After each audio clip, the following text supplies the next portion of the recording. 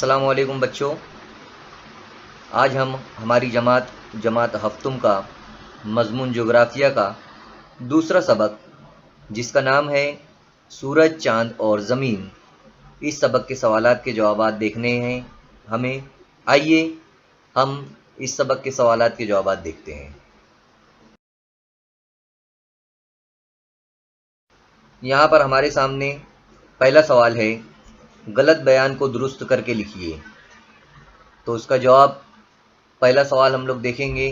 اس میں 6 سوالات دیے گئے ہیں۔ پہلا سوال ہے، چاند سورج کے گرد گردش کرتا ہے۔ تو جواب اگر غلط بیان ہے تو اسے ہمیں درست کر کے لکھنا ہے۔ تو جواب جو ہے تو غلط ہے۔ صحیح جواب ہے اس کا، چاند زمین کے گرد گردش کرتا ہے۔ دوسرا سوال ہے یہاں، پونم کے دن چاند، سورج اور زمین اس ترتیب سے ہوتے ہیں۔ جواب غلط، پونم کے دن چاند، سورج اور زمین کی ترتیب سورج، زمین اور چاند ہوتی ہے۔ یہ بات آپ لوگوں کو یاد رکھنا ہے۔ ہم نے یہاں پر جواب صحیح کر کے لکھا ہے۔ تیسرا سوال ہے ہمارا، زمین کا مدار اور چاند کا مدار ایک سطح پر ہوتا ہے۔ تو جواب غلط ہے، یہ زمین کا مدار اور چاند کا مدار ایک ہی سطح پر نہیں ہوتا ہے۔ چاند کا مدار زمین کے مدار کے ساتھ 5 درجے کا زاویہ بناتا ہے، یہ ہمیں یاد رکھنا ہے۔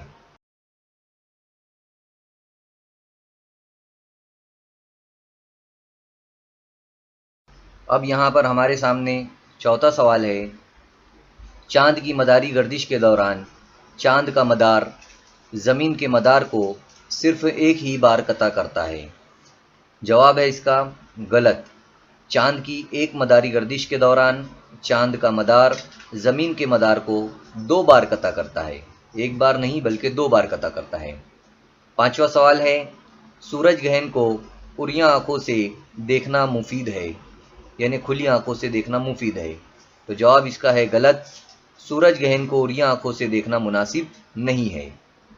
نمبر 6، چاند جب قرب قمری کی حالت میں ہوتا ہے تب کنگن نما سورج گہن ہوتا ہے۔ جواب غلط ہے اس کا، چاند جب زمین سے بعد قمری کی حالت میں ہوتا ہے تب کنگن نما سورج گہن ہوتا ہے۔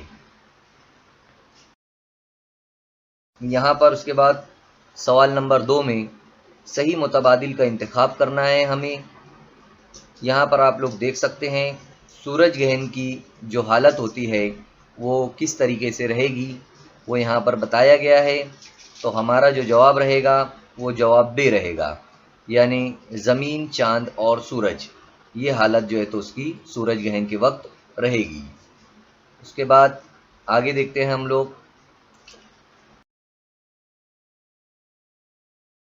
دوسرے کے اندر دیا گیا ہے، کنگن نما سورج گہن کے وقت نظر آنے والا سورج کا انعکاس نور۔ تو کنگن نما سورج جواب بے آئے گا ہمارا یہ والا، اس کے اندر جو ہے تو یہ صحیح ہے۔ اور اس کے بعد چاند کی بعد قمری کی حالت، یعنی چاند جب زمین سے دور ہوتا ہے تو اس کی کون سی حالت ہوتی ہے؟ تو اس کا جواب رہے گا الف۔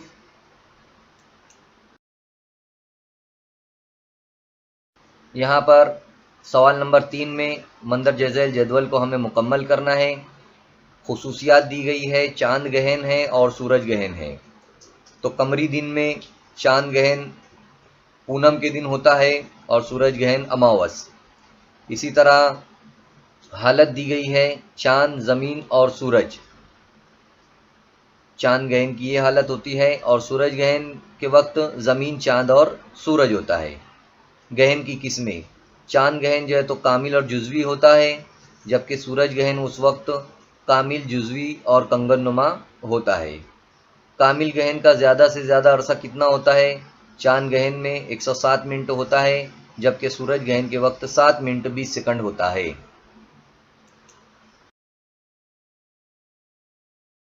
اس کے بعد ہمیں شکل بنانا ہے اور نام بھی لکھنا ہے۔ تو کامل سورج گہن اور جزوی سورج گہن کی شکل بنانے کے لیے کہا گیا ہے، تو آپ یہ والی شکل اس میں بنائیں گے۔ اس کا آپ لوگ اسکرین شاٹ کھینچ سکتے ہیں۔ اس کے بعد کامل چاند گہن اور جزوی چاند گہن کی شکل بنانے کے لیے کہا گیا ہے یہاں پر دوسرے والے سوال میں، تو آپ لوگ اس کا اسکرین شاٹ لیجئے اور یا ویڈیو روک کر جو ہے تو یہ والی شکل آپ لوگوں کو بنانا ہے۔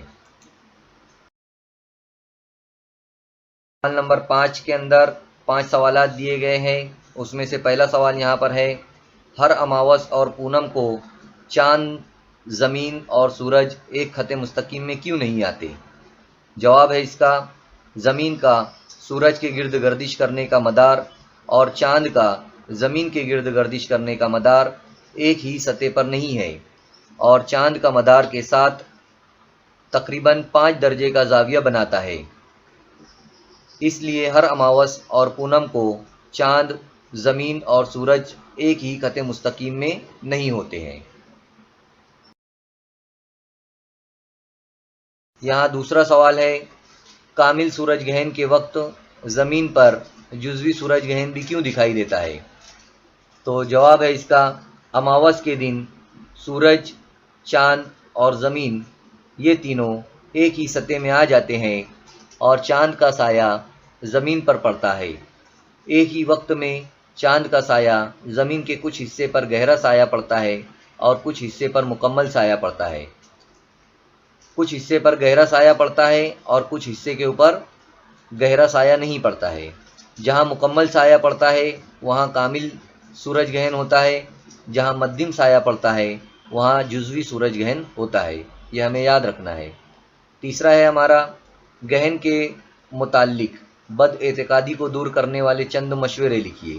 تو آپ کو اس میں یہ لکھنا ہے کہ ہمیں اپنے گھر والوں اور آس پاس کے لوگوں کو یہ بتانا چاہیے کہ سورج گرہن ایک فلکیاتی مظہر ہے، اس کا نیک و بد شگن سے کوئی تعلق نہیں ہے۔ اس کا چوتھا سوال ہے ہمارے پاس یہاں پر، سورج گرہن کا نظارہ کرتے وقت کس بات کا احتیاط کرنا چاہیے؟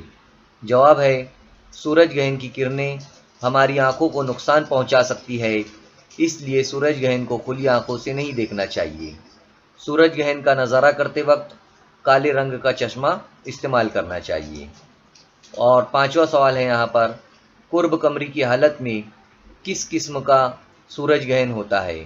تو جواب ہے ہمارا یہاں پر، قرب قمری کی حالت میں کامل سورج گرہن ہوتا ہے۔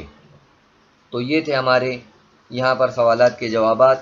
آگے کچھ سرگرمیاں دی گئی ہے، اخبارات میں گرہن کے متعلق دی ہوئی معلومات کے تراشے کاٹ کر جمع کرنا ہے، بیاض میں چسپاں کرنا ہے، اور بھی دوسری سرگرمیاں پیج نمبر 8 پر دی گئی ہے کتاب میں، آپ لوگوں کو سرگرمیاں پڑھنا ہے اور اس پر عمل کرنا ہے۔ آپ لوگوں کو اس کے اسکرین شاٹ لے کر یا ویڈیو روک کر اس کے سوالات کے جوابات لکھنا ہے۔ نیکسٹ ویڈیو میں ہم پھر ملیں گے۔ اللہ حافظ۔